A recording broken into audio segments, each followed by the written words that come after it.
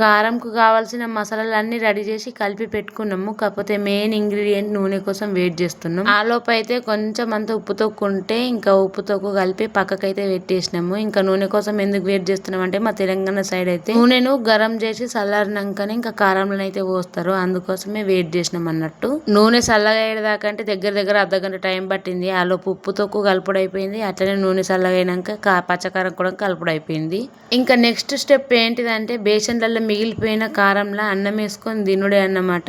ఇప్పుడు మా జనాభాని చూపిస్తా మీకు. ఇప్పుడు చూడు మాది పెద్ద ఫ్యామిలీ అని చెప్తా కదా. పోరగాన్లు ఎంతమంది ఉంటే ఇంకా పెద్దోళ్ళు ఎంతమంది ఉంటారో మీరే అర్థం చేసుకోర్రి. ఇదే మా పెద్ద ఫ్యామిలీ అనుకోకుర్రి. ఈ వీడియోలో కనిపిస్తున్నది మా పోరగాన్ల గ్యాంగ్ లో చిన్న సగం మంది మాత్రమే. మా ఫ్యామిలీ అయితే మస్తు పెద్దగా ఉంటది. ఇంకా ఈ బేసన్ల అన్నం చూస్తేనే మీకు అర్థమవుతుంది ఎంతమంది కోసం ఈ అన్నం కలుపుకున్నాం అనేది.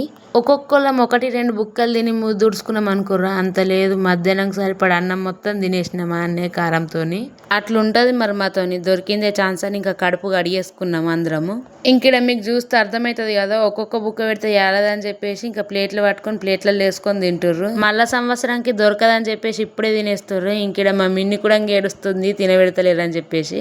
వాళ్ళకి నచ్చినంత అన్నం వాళ్ళు తింటుర్రు. అంత టేస్ట్ అయింది కారం అయితే. మరి మీరు ఈ మామిడికాయ నిల్వ పచ్చడి పెట్టుకుర్రా లేదా అనేది కామెంట్ సెక్షన్ లో కామెంట్ చేసి చెప్పుడు మాత్రం అస్సలు మర్చిపోకండి. సరేనా? అట్లనే వీడియోకి లైక్ చేయండి.